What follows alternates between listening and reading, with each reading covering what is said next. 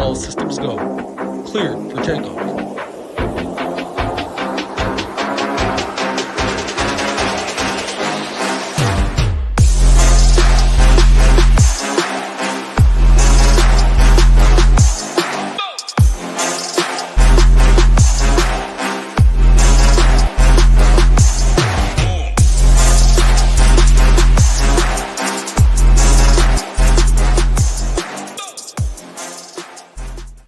What's up, everyone? Tyler Tamboline here, aka ToeTagginTambo. We're back. We had this show for the Fortnite. It was a good success. We told you we'd be back. We're going to be back all season. Matter of fact, here on the SHIPIT Nation YouTube station. Got my guy Andy with me. I'll bring him here in a second. We're talking all things Sanderson Farms. Going to do it like last time. We're going to break down the weather, the final ownership, anybody we see getting late steam. We're going to see if there's, within the tiers, any big stands we can take, and to take all your question and answers throughout, at the end, etc. And then we're going to build another lineup. I'll get to that later, but a chance for you guys to all win some money that are involved. Some are calling this Sandy F, and some are calling this the Super Bowl. And that, why some of us, I'm talking about my guy, Andy Lack. Andy, what's going on, man? How you doing?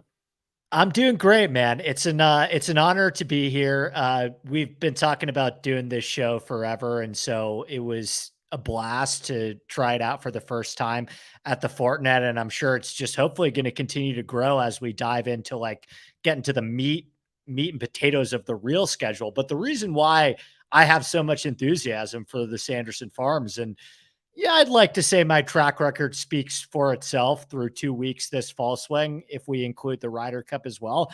I just think there's a lot of opportunity in these events if you're willing to do the legwork. And hopefully we have some guys in the chat with kind of a similar mindset where it's like, okay, a lot of the guys that put a lot of their efforts into DraftKings on a week-to-week basis, they shut off during football season. Like they just turned their golf brain off. They're not even playing in these contests because, in fairness, you're not getting a lot of the superstars. This is not, we'll say, just to be generous, is not the strongest of fields, even for a fall swing event. But I think what that does is, if you're willing to put in the time to look at some of the data here and create a model and dive into some of these lesser known players that maybe the average DraftKings player doesn't know, I think there's real opportunity in this slate. So I'm excited to dive right in.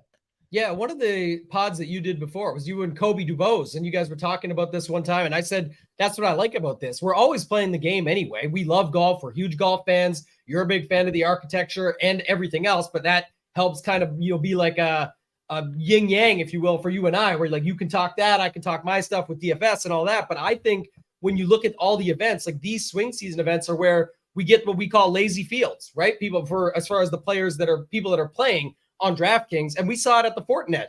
We said, we know Max is going to come in owned. He ended up being even 10% higher owned than we had him at, which was already a huge number. So things like that are where we can take advantage, try and look for angles in. The chat's talking about, do us a favor. Yeah, if you're just joining us, hit that like button on the way in. Be sure to subscribe as well. It's free to subscribe. It's easy to do. One click of a button. But when we get to 4,000 subscribers, we are going to be giving away a 6-month membership to ShipItNation.com. I should bring that up quickly now as well off the top. If you guys want to check out ShipItNation.com, use promo code Andy. We got the show started up now. You guys can use Andy. Gets you 10% off any package of your choice. The trial is only $19. If you want to do a 5-day trial, you can use code Andy. It'll convert. When you upgrade, you'll get the deal. So still use the code, but it's everything we offer except Discord. But Andy, I got to recommend the Discord, man, because again, it's all sports. This is a golf show, but it's everything we got going on. You have been in the Discord, absolutely crushing it with your NFL betting picks. Talk a little bit about that before we get into the Sanderson Farms here. Yeah, I've loved the opportunity that I was given to have kind of an outlet to talk NFL. It's kind of the perfect scenario because I spend a lot of time on the NFL and betting. It's been kind of like a personal thing for me outside of kind of my full-time gig with golf, but I've been able to have a lot of success on Twitter, basically just posting my picks the past 2 NFL years. I'm at 65% against the spread over the last 2 years in NFL. So now posting my picks just in the Discord gives me an opportunity to answer questions to people who are interested, actually chop it up about all questions. I don't bet every game. I'm very conservative in the plays that I make, but I have an opinion on everything. So if you're an NFL bettor, hopefully there are a bunch of people watching this show right now that there's a bit of a Venn diagram where I would imagine some of the people playing DraftKings for the Sanderson Farms also have some interest in betting some NFL games. If you are an NFL bettor, we have been crushing it in that Discord. I'm already 13-7-1 against the spread this year.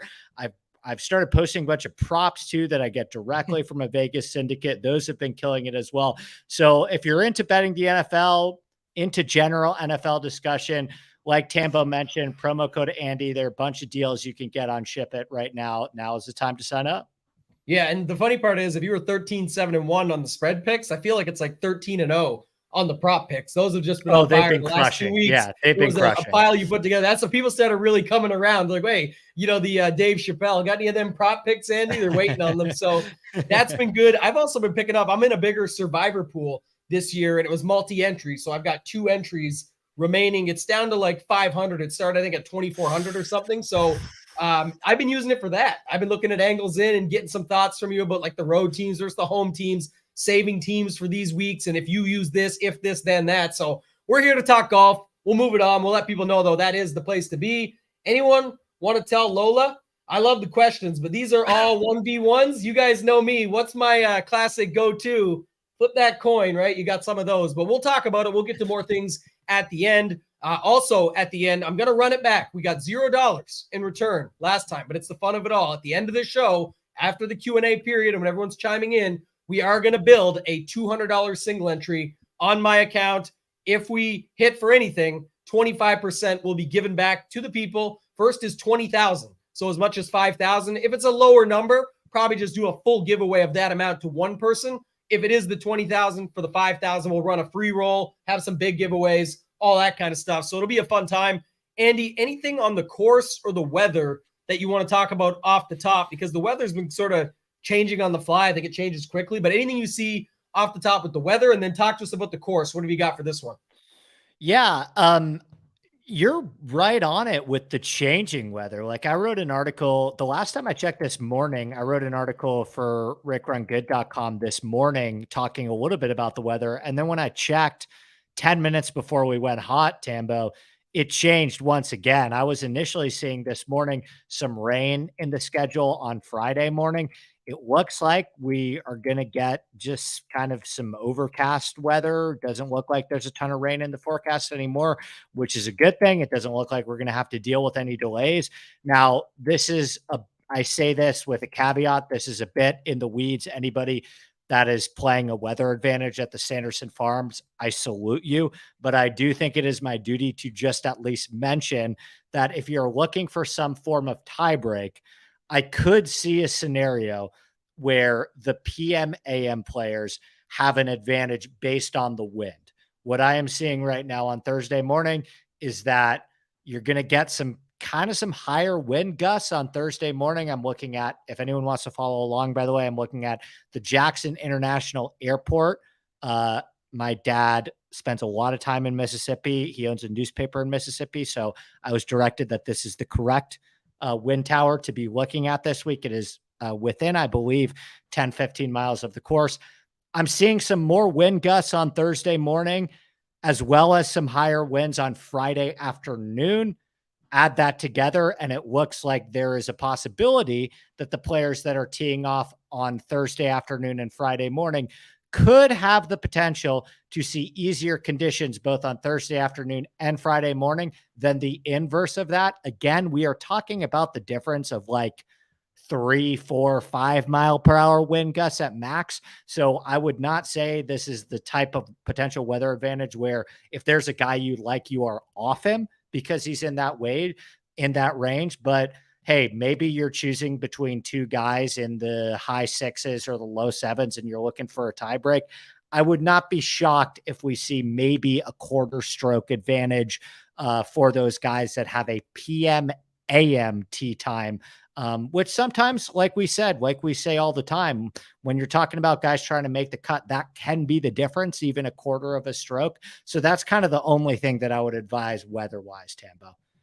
Yeah, I did see the same actually. And again, I'll say this because people just could be watching for the first time or just getting into golf, anything like that. I actually always, even if no wave is in an advantage, I do favor the PMAM. And the interesting thing about it for a week like this, from my opinion, at least my experience in these fields where it's not super strong. Again, I said this in our Discord. I was saying like, this is awesome because it's all the guys we know and love. We know on paper and with the rankings and all, it's not the strongest field, but there's something to play for here with the way the PGA set it up starting last year. And then also the fact of like this, just some of these guys to prove themselves. I think it's 6 of the last 9 are first time winners here. So there's that. But where can the pressure come in is on Friday afternoon when you already know what the cut line's looking like and the number's set. Now you have to go and beat it versus sometimes the guys going out on Friday morning. It's a sigh of relief, right? I already played good yesterday or good enough. I'm in the mix. All I have to do is go low this morning, put up a number, and I could be in.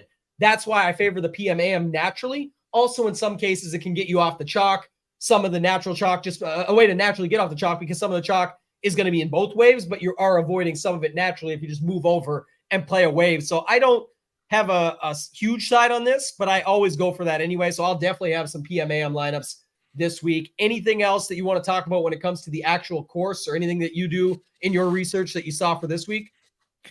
Yeah, I mean, the biggest point that I would make right off the top about the Country Club of Jackson is anytime you have a golf course that yields Ryan Armour and Cameron Champ winning in back-to-back years. Ryan Armour averaged 269 yards off the tee and won this golf tournament. And the following year, you had Cameron Champ average 334 yards off the tee and win this golf tournament. We've obviously seen all players of shapes and sizes be able to complete and win here. This is a very straight golf course. This is a very flat golf course. I have compared it before from an architectural identity standpoint to an easier Bermuda grass version of Torrey Pines in the sense that the greatest defense of the golf course is somewhat unpredictable rough and the fact that you're going to have to hit long irons. Like this golf course on paper is not difficult, but you will have long irons. Now, all 4 of these par 5s, they're on the longer side, but they are reachable. And that's why I have said before, and we have seen bombers be able to have a decent advantage here if they can really take advantage of these par 5s. These par 5s all are in the zone of they are not necessarily reachable for all players, but if you do have some pop off the tee and are a good long iron player and are able to solidify some birdies on those par 5s, you are giving yourself a massive leg up. There's a high correlation between the players that have been able to take advantage of those holes and had success in this tournament. But as I joked with Jeff Feinberg in the show that we do for Odds Checker on Monday, this is one of those weeks where, like, if you have a guy, if you've been riding a guy, if you're high on a guy, if you believe that a player is undervalued based on what the market is, if they're not going to show up in this field, it may be time to abort, right? So I'm sure we'll get into some of the players that we like there. You know, I feel very strong about my statistical breakdown and model of this golf course, but I do think it's a week where you can say to yourself, okay, I've been riding this guy for a while. This is the guy I've been following on Shot Tracker. I like what I'm seeing. I think he's playing a little bit better than his price. Here's the opportunity where there is no win equity in this field, and I mean none. Might as well roll him out here and see what he can do. Yeah, actually, I love that call. And when we get into the tiers here in just 1 second, we will talk about that. I want to ask you one more quick thing. Our guy Stewie's always in here supporting. Appreciate him. Talked about putting factoring in. It's usually, I think, pretty fast greens here. So again, the score still ends up going low, but do you do anything with that when you're doing your DFS breakdowns or anything from that perspective to say, okay, I've got my model, it says this, but because of this with the putter, maybe I'm going to go off this, or maybe I'm going to ignore this. Is there anything you do with this course this week when it comes to putting? Yeah. So the way that I always say that you should look at putting when you model out for different tournaments is this a golf course that creates a lot of separation from tee to green, or is this a golf course that allows weaker tee to green players to compete? The classic example that I use on this is that if me and Scotty Scheffler played a round of golf together and we played at, I don't know, Oakmont or a US Open venue, Scotty Scheffler would have so much more of an advantage than if we played a golf course where I was able to hit a bunch of wedges as well, and it was more dependent on how many putts you make. Sanderson Farms does fall closer to the spectrum of it's somewhat long. You're going to have long irons, but the degree of difficulty on the long iron shots is not overly extreme, right? Like, this golf course is all out in front of you. It's extremely straightforward. So I would say for me, like, I am weighing putting. If you want to look at Bermuda grass greens, if you want to look at kind of faster surfaces, I like all of that, Stewie, as well. So I would say in terms of the spectrum of how much we want to view putting versus other PGA Tour courses, I would definitely say that this falls closer to the end of the spectrum where it's more important as opposed to least important. Yeah, I like that. And we'll find out, Sean. We'll find out when we get there. We're going to go through those tiers. Let's start on these tiers, Andy. Let's go. Again, there's only 4 guys above 10K, but we can have, maybe you could do the new pronunciation for Ludwig for everybody if you want. We could start with him up top. Talk about that. I tweeted it out today. Just funny, he had the PGA Tour video, but mentioning things like, what was he saying? Oh, first time in the US in 8 weeks. I'm here because I committed to it. I want to stand by that. It was fun, but it was truly exhausting. Any thoughts on that? I know that sort of scares people, but it doesn't seem to be scaring people away from an ownership perspective. It looks like he's still coming in pretty highly owned. And I think that's just a product of his talent, the Vegas odds, and then the fact that people say, oh, he's only 23 years old. He'll be fine. We've seen people after Whistling Straits go overseas the other way and do well. Like, I don't know. What's your thoughts on him? And then let's talk about this 10K and above range, all 4 guys. Yeah, the Ludwig conversation is interesting this week in the sense that you could easily see, and maybe we're not going to get as much of this because this is such a content deprived week, but you could easily see a narrative forming around the emotional hangover of the Ryder Cup, right?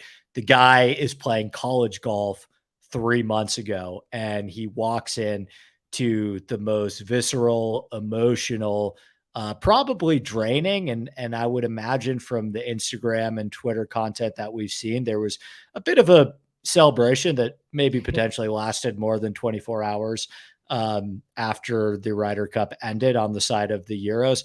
With that being said, the lack of options in this field, even if there is a contingent of people that believe, hey, he's just an easy cross off for me. The guy played in a Ryder Cup. How are you going to go from getting up for a Ryder Cup to the flatness of the Sanderson Farms? There are so few options that there are going to be people playing DraftKings this week that say, I just watched this guy beat Scotty Scheffler and Brooks Koepka 9 and 7 in the Ryder Cup, and you're telling me you want me to play Stefan Jaeger? So I think we have this interesting scenario with Ludwig where he's probably going to be 25% owned. I mean, I'm curious to get your take on ownership as well, and maybe we can use that as a transition to talk about all 4 of these guys. But the way that I have it right now shaking out, Tambo, and tell me if you think I'm really off on this, but I have Ludwig, Jaeger, Cole all in the like 23 to 29% zone, and Griot lacking just a little bit in that 18% zone. Do you think I'm crazy there, or is there any massive discrepancies you have in that 4-person range? No, but I make the final update over at SHIPIT Nation after this. And one thing was about Ludwig, whatever you want to say at the top. Obviously, it's his last name. Oberg is now, people are saying it, or Aubert, whatever you want to call him. Yeah, Aubert. But the point is that I was actually thinking at first when the week started, like leading up to yesterday, just all the things I'd heard and people saying that we would see a Max Homa scenario at the Fortinet where it was kind of like, okay, he's around 25 to 30, but I'm going to bump him because I think people are going to push him to that way. But then I'm actually seeing it, what you just said, as going the other way. So I'm going to make some changes after this. I'm going to bring him back down from the 30s. And I think he's going to be pretty close to, like you said, that 27 to 30 range is where I kind of feel comfortable putting him, where I think he'll fall within. If he ends up getting to 31, 32, so be it. I just don't see him now getting to like a 35. I think there's enough people saying, it doesn't seem like it. I saw even Underdog tweeted it out and they said like they were clipping the same things I was making fun of. Like, are people going to get off this just because of the narrative? I'm not sure that they'll get off him, but I do think it will keep him in check. I have the other guys the exact way you said it. Jaeger's up there. He's my guy where if, like you said, if you get it wrong at this tournament, maybe it's time just to move off forever. But I love this guy, so I always play him. Cole, I know certain people out there just love playing Eric Cole. I struggle with that sometimes. It's just, the price point. And my guy Jaeger's right there. Griot's below. There's a lot of guys in the 9K range I like. So tough for me there. But yeah, I do think you have the ownership right. And then Griot just slightly behind them is the other one that I see as well. So your team, because I think this is an interesting debate this week, and I've been arguing with a couple group chats all week. Your team, Jaeger over Cole. I am as well, for the record. And I thought initially this was going to be a much easier decision because I thought that Cole is just a more popular golfer than Jaeger. And I expected, also coming off such a strong performance at the Fortinet. I believe he led the field in tee to green at the Fortinet, hit the cover off the ball, was really kind of in the mix there to win that tournament for a while. I thought that we would see Cole at like 30% and Jaeger at 22. I think they're going to be closer than that. I think even Jaeger being $100 more expensive, I think they're going to be closer to fairly similar. I have them right now in ownership. With that being said, it's still Jaeger for me, but I was surprised that it looks like the Jaeger, surprised and a little disappointment that it seems like the Jaeger love is nearing to be close to equal to the Cole love that I had initially expected earlier in the week. Yeah, and I have them the same as you, like opposite numbers. So I'm actually, and I'm still there, but I have Jaeger at like 25 to 28, and I had Cole around like 21 to 24 is more how I was seeing it. And I think it's actually going to end up that way. I think we're going to see Jaeger still come in higher because I think what happens is most people that if they go off the very top, it actually does go to Jaeger, I think. Even though Cole is right there, looked good last time out, stats look good when you look at different sites and models and things like that. So I think either way, they're both, call it 22 to 28, wherever they land. I know like our guy Kevin's in the chat said it'll be split 22, 25. That's fine. That's one thing I always talk about. I'll put a wider range, 22 to 28 for both of them. It's that type of thing usually is not going to sway that much when they're $100 apart. You can make a case for both of them. You're kind of just going with the side you want to go with and where you want to get your leverage at and where you want to play. So I'm siding with my guy Jaeger. I always do. They both look really good on paper though. And Cole, you could argue a little bit better in certain areas, but then you go to like the distance. If you're going to weigh driving distance or something like that, then yeah, it would go back to Jaeger some on that side, but not anything crazy. Anything else up top here, anything on Griot that you want to talk about as well? No, I don't have a strong stance on Griot. He's a maybe for me right now. Let's do rapid fire before we do the nines. Favorite, least favorite. I'll go Jaeger favorite, Cole least favorite. Are you kind of in the same boat? Yeah, we're same in line. I also will say, just because like it's whatever. I don't think many people this week are as tuned into the golf world as we are, so just go through everything. But I think you can actually build lineups with two guys up top this week without getting crazy. Like just so you know, like the next range is a lot of options that we can talk about. It's a smaller 9K range than usual. They don't have a 93, 95, 97, 98. Like there's nobody at those prices. So it's fine. But I was just going to say, you can play two guys up top and it can be whoever the two you want. Like this is again, the assumption that you have to just fade Ludwig up top. You don't. It's just, but you can play two guys up top. So I'll say that's another way I think that you can get a little bit, well, they're going to be heavily owned for two guys up top. You can still get unique down low. There's lots of guys when we hit the 7K range that are coming in at 1 to 5% range. So you could still be fine across the board and still have enough unique leverage in your lineup to get different in this field. All right, let's rip 9Ks. My headline for the 9Ks is chalk Adam Svensson. Like I'm seeing him as the highest owned in this range. I have him around 18%. And then once you get past Svensson, I've got Kim, SH Kim coming off that second place finish at the Fortinet, kind of trailing him by maybe 1, 2, 3 percentage points, but still comfortably in the mid teens. And then I think there's opportunity after that. Are you seeing anything crazy 9K range? And then we can talk about favorite, least favorite real quick, because I do have some opinions in this range, but I was kind of bummed to see Svensson so high because I do like him this week. But I think once you get past Svensson, if you could find a way to maybe get off Svensson, there is some opportunity here with some guys that will certainly be closer to single digits in this range. Yeah, so it looked like initially, that we were going to see Gim get the love. And I already saw the chat talking about thoughts on Gim Reaper. So I'll get my that guy. in a second. But Yeah. for what you were saying, I actually didn't have Svensson as high. But then coming into this show tonight, we were going to talk about it. The first thing I glanced at, he was one of the biggest standouts of someone that I saw getting a little bit more love around the industry. So that's a guy that I definitely adjusted. I had him closer to 15. I also think that Bo Hostler just always gets love, and that's why the chat probably wants you to see if you're still never Bo. But Bo at 9,200 doesn't. I mean, he could be your second or third guy in this field. So there is something to be said for that. Versus, we're not saying you have to start your lineups with him and hope that he's your anchor or something. So, what's your thoughts on these guys in the 9K range, ownership aside?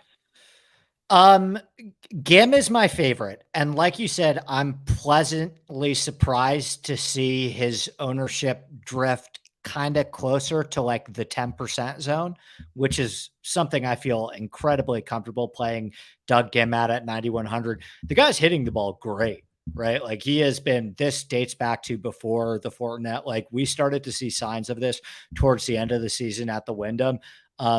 Gim is playing some absolutely great golf right now. And we have seen players in the Gim mold. 2 of the last 3 years here, we've seen guys be able to win with essentially a neutral putter. I'm talking about Sam Burns and Sergio Garcia. So if we can get anything close to an okay putting performance from Gim, I think Gim's a far better ball striker than the Hostlers and the Herberts of the world. So Gim is probably my favorite. I'm good on Hostler, Herbert, and Mitchell. I'll just say that right now. And Kim, for the record, I am not playing him as well. I have a little bit of temptation towards Svensson. The ownership may keep me off him. But it's really Gim for me in this range that I'm focusing on. It's going to be Jaeger, one of Aubert or Griot, and Gim at the top for me. So I feel pretty comfortable taking my heavy stand on Gim and letting the rest of it play out with fading kind of the rest of that range.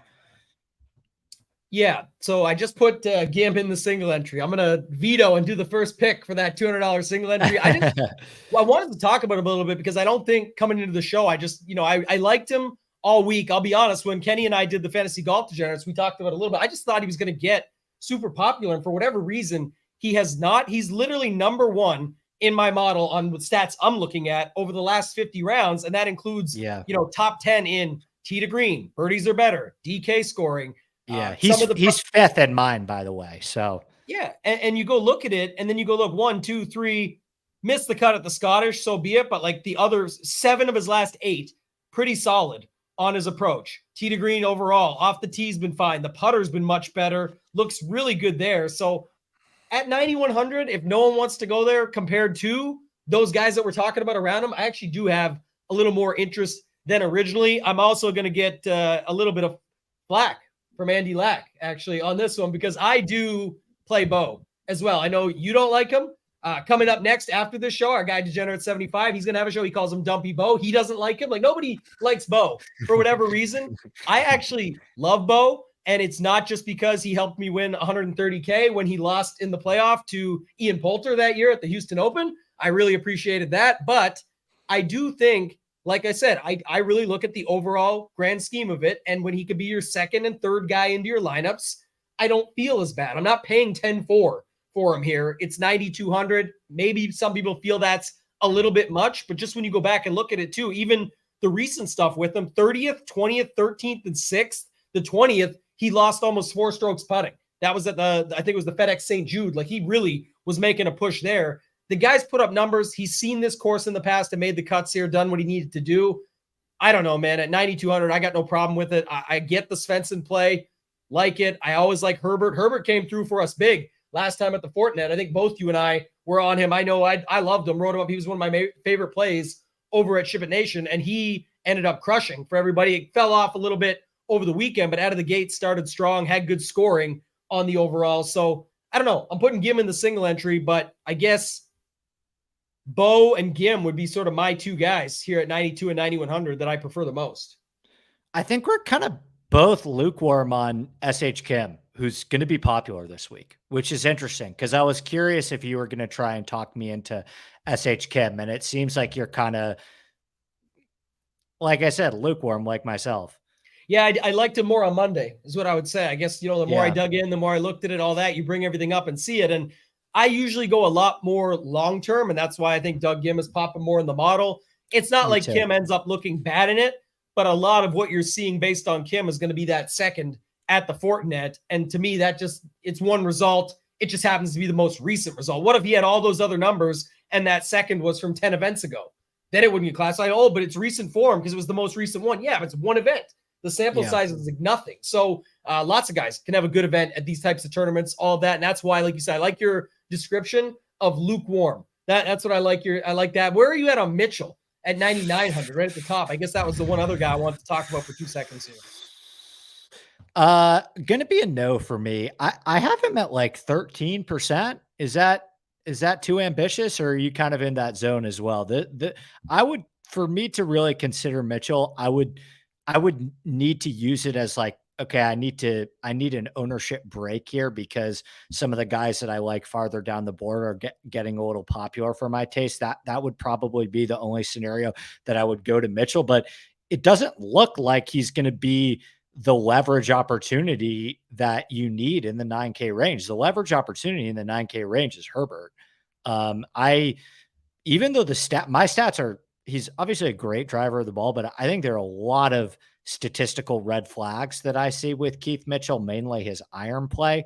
So it's kind of an easy pass for me if you're telling me he's 13, 14%. Yeah, I had him a little higher coming in. He's one of the guys I brought down with some of the stuff we talked about earlier. So I think somewhere in that 12 to 15 range is where we see Keith Mitchell come in at. To your point, Herbert kind of sits around that same number for whatever reason. Usually price, I should say, maybe not for whatever reason, but usually price and how the models rate him out long-term, things like that. People don't really like Lucas Herbert, but I think, like I said, last time out, he faded anyway. Like he ended up coming 30th place, but it was off of, what did he start out with? Day one, he was a killer in like round one showdown I think he was first round leader. And then follows it with a 75 to make the cut, and then shoots a 71, 72 over the weekend. So yeah, I like I said, I'm going to stick to those guys down at the bottom. I've got a mix of these guys, but not enough. But I guess if you want to say underweight for this range, because obviously if you're not playing heavily at the top or you're not building those lineups, like I said, you're not going to have a bunch of these guys. Mitchell, Herbert, Svensson, those are sort of where I'm coming in under at right now. I like Hostler. I like Gim. There was one more guy. I'm just trying to do two things at once here. You can say yours if you want while I'm doing this. Yeah, I'll make it simple. Doug Gim's the only, I'm going to be heavily invested in Gim, and he's the only player I'm playing in this range. But to transition us into the eights, like I love the top of the eights. So yeah, I am one quick note. I just want to make the point. It wasn't Herbert. I was off. It was Mitchell. I was saying that I don't really like there. It was so Herbert, Hostler, Gim were the three guys that I like in this range. Just so I clear that up before we go to these eights. You can start us off. Yeah. So the top of the eights, I'm a huge fan of Smalley, Hubbard, and Lee. I'm playing those three. They're going to be balanced lineups where I have all three of those guys in. KH Lee, I think, is probably the most leverage that you're going to get out of those three. I have KH Lee in like the 8% zone, which is pretty good for an 8,700 golfer this week, especially when you drop down and you see the ownership that a guy like Sam Ryder is carrying. But even Smalley and Hubbard, two guys that I initially thought had the potential in this field to be in the 9K range based on the way they're playing. Like Hubbard statistically has been the best iron player in this field for me, which is kind of crazy and probably more of an indictment of the field strength than it is a compliment to Hubbard.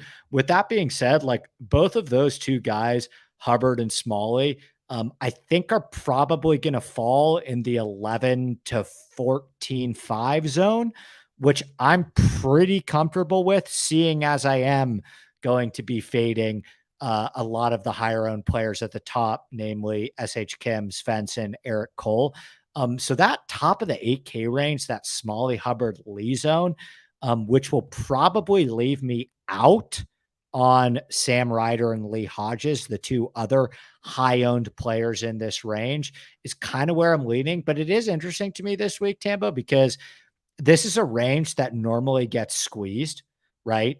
But the fact that there are no 11K golfers this week whatsoever, I think that the 8K range is going to get a lot more love than that high sevens that we're used to seeing. Cause even if you're starting with Ludwig, like you just have more money this week. Like there's no 11K golfers to play, not even that many guys in the 9. So like, I do think we will see some like very solid mid-teens ownership from guys like Sam Ryder and Lee Hodges.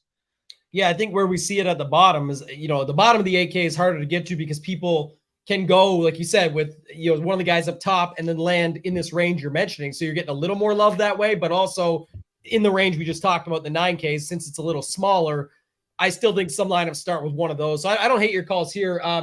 Lola mentioned in the chat, your ranking now that you've gone through it, because we already talked Gim, Hubbard, Smalley, Gim. How would you rank those 3? Oh, that's so tough. Those could be my 3 favorite. Like that could be 3 of my 3 plays in my personal single entry. I will go the way that you have them lined up currently. Gim, Hubbard, okay. Smalley. But it's very interchangeable for me. I like all 3 of those guys, very prominently featured in my core. Yeah, I like that. I like the guys at the bottom a little bit more, but the KH Lee one, I added him on Monday. I was talking about with Kenny, and we were talking about all things Ryder Cup, of course. And then we talked about Sung Jae and Siwoo getting the gold medal. KH Lee actually was the gold medal winner at the 2010 Asian Games to avoid his military service. Maybe he's a little more fired up, but I just said like a guy wins golf tournaments. We've seen him win. I know it's the Byron or whatever a couple times, but still, it's a guy that can actually do it in this range. So I like what you said there. Really similar golf course. Like that golf course is asking the exact same questions that Sanderson Farms is. Yeah. And when I pulled up everything else, like I like Smalley, I like Hubbard. I like the guys at the bottom who are Davis Thompson and Luke List. Those are 2 of the guys I had interest in early on, more than like, I obviously, know what Lee Hodges can do. And I like him. I thought his ownership was one of the ones that was coming in higher in this range, and Ryder as well as another one like that. Hoagie felt like that. So I was kind of trying to go above and below. So I like the guys you like up top. Big emphasis on KH Lee, Alex Smalley, who you mentioned there as well. And then my guys, though, at the bottom are Luke List and Davis Thompson. Those were the 2 guys that I liked down low. Any thoughts on those 2? Yeah, very much in on List. Not going to join you on Thompson, but I think we might be starting to see something back with Luke List. This is a guy, I mean, he won at Torrey Pines. It's been well over a year now, and he has been such a massive disappointment since that magical week in San Diego, which I was at that golf tournament actually. But we've actually been starting to see some signs of life from him again recently. He just finished 25th at the Fortinet. He's actually gained strokes putting in 2 straight starts, which may not sound like much, but for Luke List, like he is the type of guy that can easily follow the Sergio, the Sam Burns, the Cameron Young roadmap and contend at this golf tournament as a neutral putter. He's actually finished 2nd here in 2016 doing that exact same thing. So I'm pretty high on List. Like List is the only other guy at the bottom of the 8s that I'm playing. There's some guys in the high 7s that I like a lot, but List is probably my favorite player once you get past the big 3 for me at the top. And I've seen some Hoagie questions too. I'm good on Hoagie this week. I think that Mark Hubbard kind of almost market corrects Hoagie in a way. I think that if you're playing Hoagie, you're playing him for his wedges and his iron play. And Hubbard's given you that too right now and has been a much better putter and driver of the ball as well. So I think that you can get a lot of the Hoagie model that you're looking for in Mark Hubbard, and honestly, same or potentially lower ownership. So that would be my stance on Hoagie. Is I think Hubbard just kind of market corrects everything he's doing right now and does it a little bit better. Yeah, and it probably keeps a lot of that stuff in check too from ownership. Like you see, he's going to get some, therefore it takes from the others. So you kind of keep it balanced. Then you can just go again with what you believe in the player and the guy or whoever you want to roll with. So I don't hate that. One note on Luke List, one that I liked about him was, again, go back to it, 25th, 35th, 33rd, miscut at the U.S. Open, fine. That's a difficult course. We know what it's like. Strongest field going in golf pretty much besides like the players and sometimes others. Sometimes it's right there with it. They're all pretty similar, but the Memorial 16. So I look at strength of field. And now what he's hopping into here, like you said, not only is that a resurgence in actual results, finding the putter a little bit, all of that, but some of those fields are a little bit harder than others, like the Scottish Open, stronger field, Travelers, stronger field, the Memorial, strong field. Like obviously going to these ones, those 16th and 30th places, and now just at 8K where he's below the average price, this field is way weaker than those ones. So if he can do it there, I think we could see him bring it across. Not quite the same for my guy, Davis Thompson, but I will say the results are similar. There's not in the stronger fields. Like he played the Fortinet, the Wyndham, fine, but John Deere, Rocket Mortgage, but still 30th, 22nd, 31st, 24th. The big thing for me on him was his par 5 scoring. Number one in this field. Yep. Yeah. So, I mean, I'm going to take a shot there. He's got some distance off the tee. He's in betweener on all the other stuff, but he's also in betweener on the pricing. He's 8,200. So getting a little love, but I think Higo is getting more love there. And he's got some stats that look good too on paper. So I'm fine with all these guys being equal, just taking the ones I like. And then one other guy we didn't mention, I won't go deep on him, but Ben Griffin was a guy that I thought was another one that you could just play here at 8,400 and get away with it. Yeah, just quick, because I saw a question about why no Thompson for me. I keep a really tight player pool, and I just ran out of room. Like I could only make one decision down there based on the way I'm building. It has to be List for me. I prefer over Thompson. I still have some concerns about Thompson's overall iron play, and as we'll get into in the high sevens, like there's some guys I really like in the high sevens as well. So nothing against Thompson. I think Tambo's a little bit higher on him than me. And I think probably the way he's building as well, he's probably going to have the opportunity to play a little bit of West and Thompson together. Whereas I may be a little bit higher on some of these like high 7K guys like Akshay and Davis Riley. Yeah, let's talk about him because that's the first one that stood out to me was Akshay at 7,900. I'm not sure. Too cheap, maybe, huh? It just seems odd that he wasn't priced up at all. Like, what are we doing here? It didn't seem right. I know Lindheim is getting some love here now, too late. So talk to me here about these guys. I like Riley. I actually bet Riley here last year. And yeah, me too. Probably should bet him again, but I didn't. So that might be the guy to go with. We could talk about that when we get to the single entry.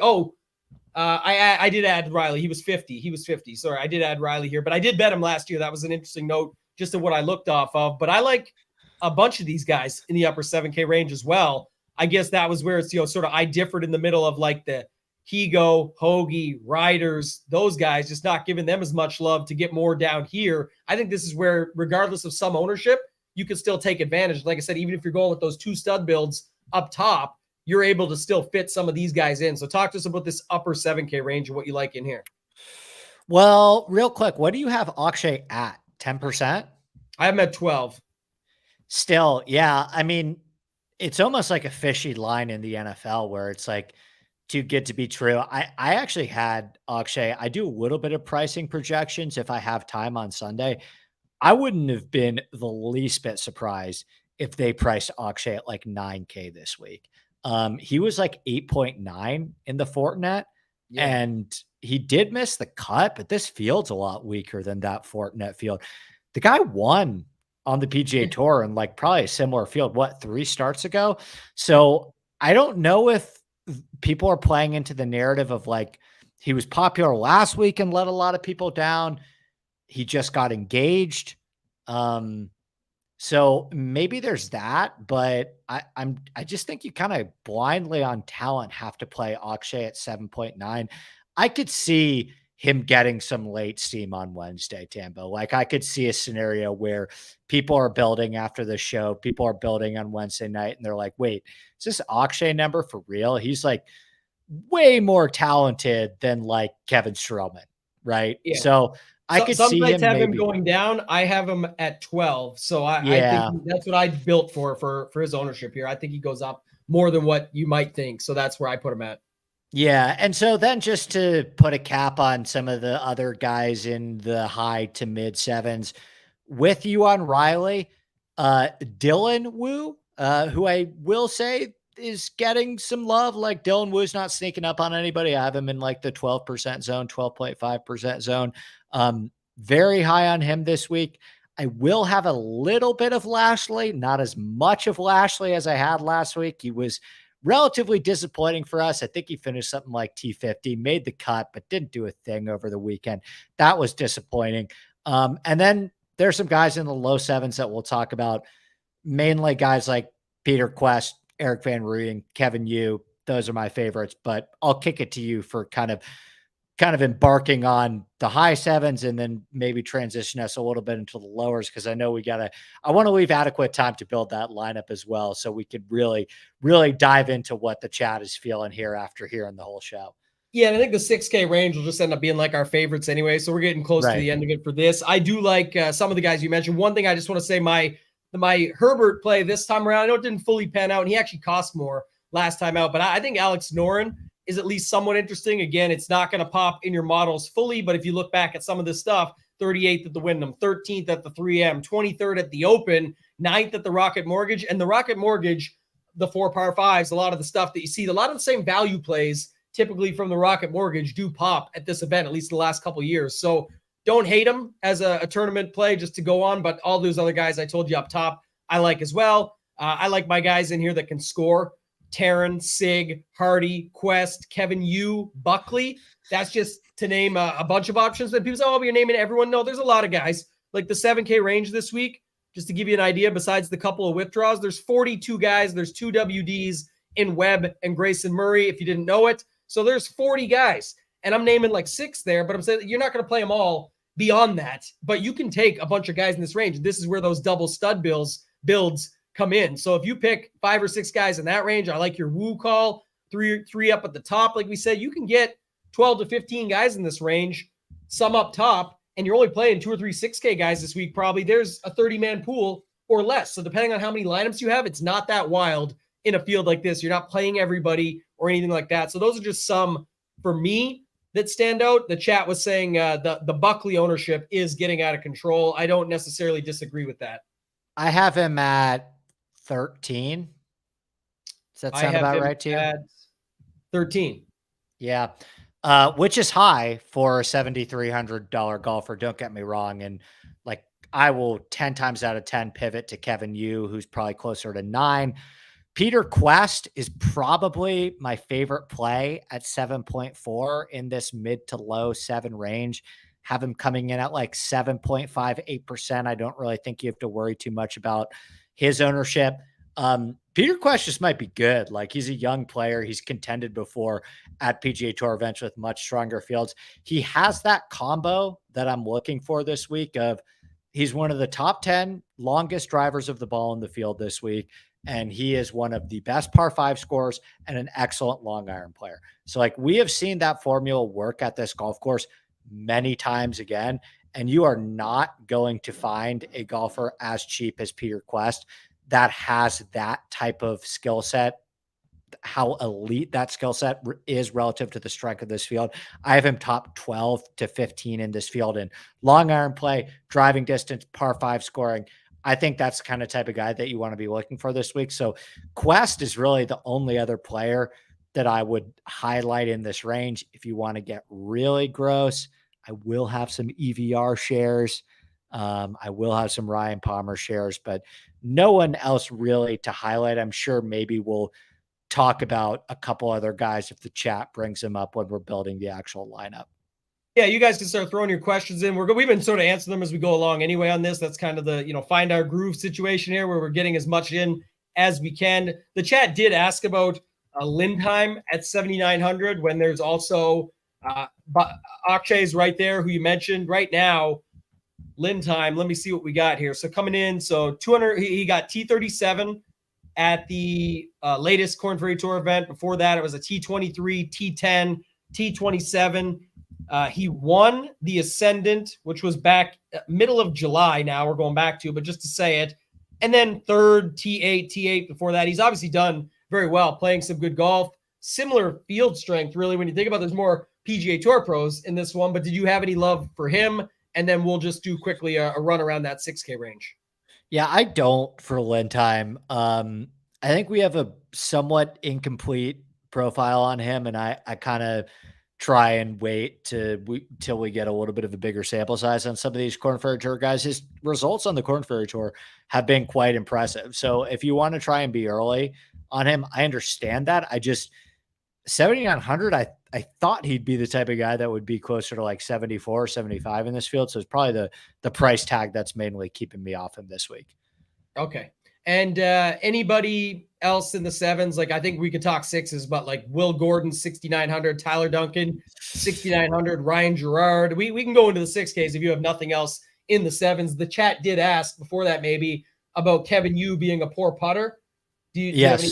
Yeah. I mean, most guys in this field are poor putters. There's not a single player in this field that has like a complete profile. And what you talked about earlier too, right? About how like you could, when Steve brought it up earlier on.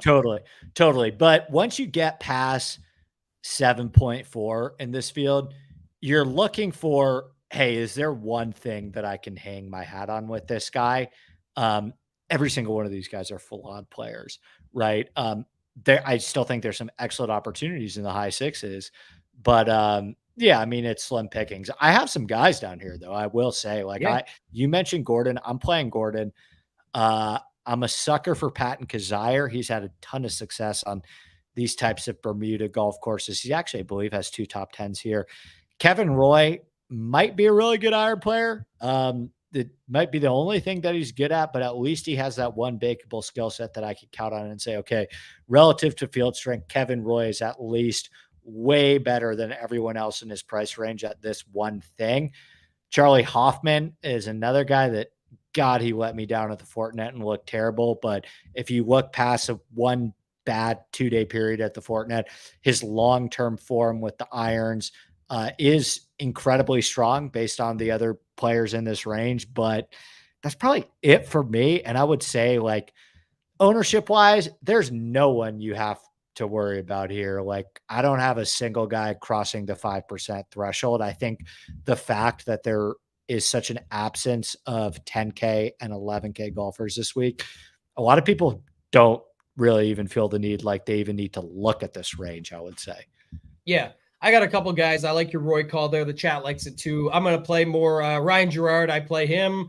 I play Will Gordon. I play Harry Hall with some distance and some birdies and stuff like that. I could see it. And then who's the other guy that you said? There was somebody else you mentioned that I liked. I was just looking him up. Hoffman, here. Gordon, Kazire. Hoffman. I wanted to talk about him for 2 seconds. Yeah. So he kind of really popped as well. Like he says, more the long-term irons for him, but he's another guy like Kevin Yu. It's just, if he sucks at putting, he has sucked at putting. If he finds the putter though, that's when you're getting pretty good results. So, a 14th at the Phoenix Open when he does gain over 3 strokes with the putter. Same thing for Kevin Yu at, I believe it was the John Deere. When he gained with the putter, he ends up getting 6th or something. It's like, again, that's going to be every week for these guys. But don't forget, that's like projections. It's the same thing. It's priced in. It's already built into their pricing. Like these guys have even bigger, if you want to call it flies or warts or whatever on them, but that's why they're this price point. So 7,300 for you or 6,800 for Hoffman or any of that, like, who are you going to pivot to? Another bad putter? Like that's typically what's going to happen anyway. So I'm actually not too concerned when you have guys like this. Vince Whaley was one more guy in the 7K range I wanted to mention just to see if he could make some birdies for me this week. He was kind of mediocre in the long-term model, but top 30-ish in some of the categories that I was looking at. His best surface are these greens, and he just had a 25th at the Fortinet. So he was another guy that stood out for me just a little bit. But is there anyone else at all you want to talk about? If not, we can move to the questions and start building this lineup. Yeah, no, let's build that lineup. So like if my ride or die, this guy, no questions asked, is Doug Gim this week. And then we let the other 4 guys be kind of mostly determined by the chat. Like who would be your guy that's like, this guy needs to be in our lineup? I went with Gim. When we said that, I just know that. Okay. So that leaves 5 spots. You don't want to add one more that like, this is my ride or die. I kind of want to add KH Lee, but what's your thoughts on him? I love KH Lee. I think where we should start though, is making the decision at the top, and that can be collaborative with the chat. Like write in the chat if you guys have a strong opinion on Cole, Jaeger, Aubert, or Grillo. For me, I would lean Jaeger, but if there's like a strong sentiment, I could be talked into any of the other 3. I think you lean Jaeger too. He's my favorite, but my lean in this is that I think we put him in the last one too. But my thing in this is I think in single entry, like I said, I think we see a complete flip. That's what the show is all about. We're looking at things like this and angles. I think Ludwig actually comes down from like the 35 or whatever you think he could have got to in a single entry comes down to closer to that 28 to 30 type range. I think Jaeger is much more owned than Cole in something like the $200 single entry. I just think that's how it's going to be for whatever reason, because Jaeger just continues to get the love. It's only $100 more. I think people have a harder time paying 10-3 for Cole, regardless of what the stats say. So even if he ends up coming in at 20, it's like, I think Jaeger's right there at 28 or something. And it's not, we're splitting hairs at 8 percentage points, but I'm just saying that's my take up top, is how I feel these single entries are going to play out.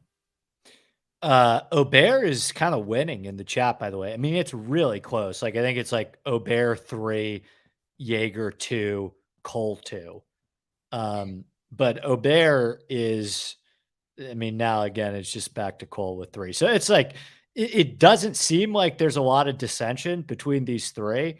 I would prefer Jaeger to Aubert in a vacuum, but I could see what you're going with the ownership off Aubert, especially in the single entry goes and down. one more thing, though, we got two more. We got the Aubert love is coming in. So that might be the move for us. And we didn't give the chat this option, is like, is that really the win equity this week up top? Like, anybody can win this tournament. So my take is, can we start with Gim or someone just above Gim and then get like a Gim, Hubbard, Lee, Smalley? Like, what about that type of lineup where you still don't even need to go into the 6K range, but you still have more guys? Like, if you're like, for example, if you're building a betting card this week, as you and many others do, and people have put out there, and I put something together as well myself, I'm not betting him up top. I'm not betting Jaeger. I'm not betting Grillo. I know some have, but I'm just saying, like, my point is, I'm fine with just getting these guys, hoping you get the winner and that the others all come through and make the cut. I wonder if the chat would want a balanced build more than a top heavy build, and we could start getting all those guys jammed in, the ones that we liked throughout the middle. Thoughts on that one, just to see balanced versus getting a stud up top? Do you think we need that guy up top, or is the win equity fine without? Well, I think that if you play a guy up top and have Gim as your second man in, you're still pretty balanced in the high sevens, right? Like, how much money does that leave your other 4 spots? I don't think we're going to need to go dumpster diving with a 10-9-9-1 start, right? No, you won't need to, but you will lose all of the guys we just talked about, like Hubbard, Lee, and Smalley, and we do land in the range unless we play Kevin Roy. That's true. But we would land more in the other range that you and I did have a lot of guys that we like in that 75 to 7,900 range. So really, got to think of that, because, like Sean says, balance. What if I think chat is on fade 10K. They're just picking because you're making them pick Hubbard, KH Lee, Hoagie. Try that maybe. Yeah. What if we did like Gim? You like Hubbard as well. Yep. Yeah. I'd be good on Hubbard. And you like Lee as well. Yeah. I like Smalley as well too.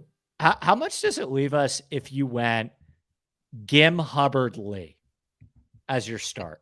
7,800. We can get 3 of those guys in that range. Yeah. Okay. Do you like Hubbard or Smalley one more time? I know we talked about it earlier. Give that one to the chat. See if there's a strong opinion on Hubbard or Smalley in the chat, because I like both of them a ton. I think we're only going to be able to fit one, but now we do land in the range where we want to jam 3 guys in from that upper 7K or something. We can do it no problem. So let's talk about that. The chat can debate Hubbard or Smalley. Throw it in the chat what side you're on. We'll take the strongest one based off of the votes there. Andy, what are we doing in this upper 7K range, though? Who are the guys that we want to put in this? I mean, do we want to play Akshay? Or what about Luke List? We both like Luke List. Let's see what happens if we put List in. Because, like, I think we're still creating a lineup where, like, the lowest guy we would ever have to play is, like, man, our lineup could, like, end with Peter Quest at 7.4. I just put him in. So listen to this stuff while we do this, because these guys are going to roll it out in the chat anyway. But if you go Gim, you have $100 left. When I had Hubbard in there from before, because I had both Hubbard and Small, I had to take one out. But I've got Gim, Hubbard, KH Lee, List, Akshay, Quest to round it out. That's pretty solid. And then it has $100 left. So it's Hubbard or Smalley. And the chat loves, look at this. Hubbard's killing him. Hubbard, Pornhub. And People like rounding it out with List and Quest. Hubba Hubbard, no Smalley. Hubbard, no Smalley. We leave the $100 and we throw it in. I like that a lot. I love that. I love that. All right. Yeah. And you can follow along. Like we'll be sweating this in the Discord. Like Tambo will post the lineup on Thursday morning in the Discord. So yeah, we'll sweat that one along with us. I feel really good about that one.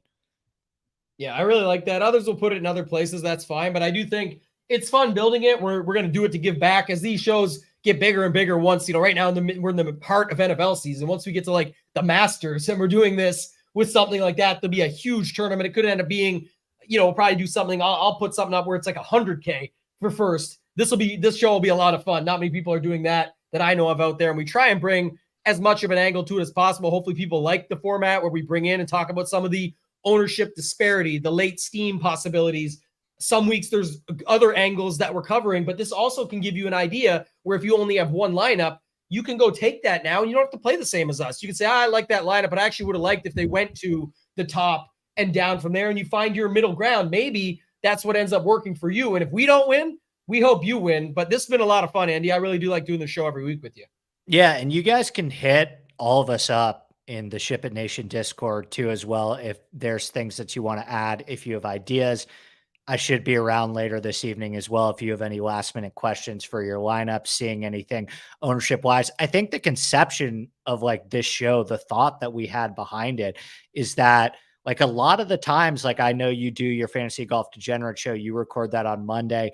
I do a lot of my DFS content. I either record it on Monday, the latest thing I'll ever put out, like I'm writing Tuesday night. Like the reality of the situation is that weather changes, ownership changes. Like the point is for this to be at the time when people are actually building their lineup so we can give the most updated topical information. Like Tambo, if we recorded this show even 6 hours earlier this morning, like I wouldn't have the clarity of the thoughts that I do right now.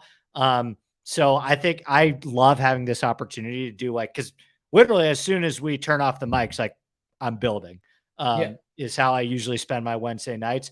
So thanks for all the support again. We'll be in that Discord with any last minute questions and we'll see you next time, right? That's it for me. Yeah. If you guys want to sign up, you can go over to shipitnation.com. Use promo code Andy, gets you 10% off anything. If you sign up for the 5-day trial, just to check out the content, you won't be able to get in the Discord, so you'll miss out on that. So I do recommend a monthly plan at least. Get the 10% off. Use the promo code Andy. If you do want to try out the trial, still use the code, though, because when you convert, you still get a discount based on that.